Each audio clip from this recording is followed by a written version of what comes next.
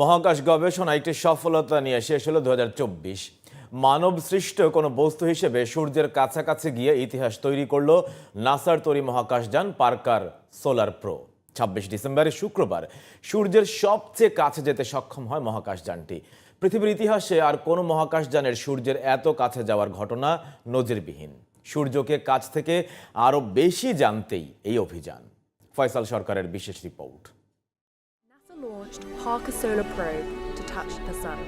After spending 2018 সালে সূর্য অভিযানে যাত্রা করে মহাকাশযান পার্কার সোলার প্রো 6 বছর ধরে 61 লাখ কিলোমিটার পাড়ি দিয়ে অনন্য এই মাইলফলক স্পর্শ করল স্পেসক্রাফটটি।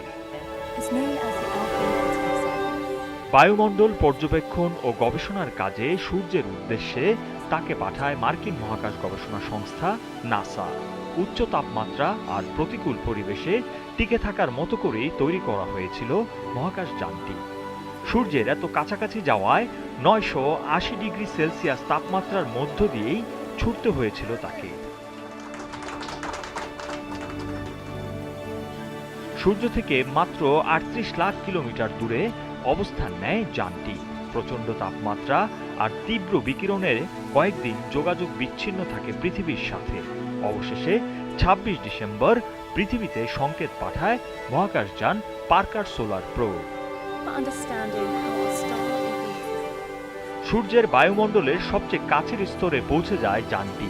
গবেষকরা জানান, শিগগিরই এর কাছ থেকে জানা যাবে সূর্যের অজানা ও নতুন তথ্য।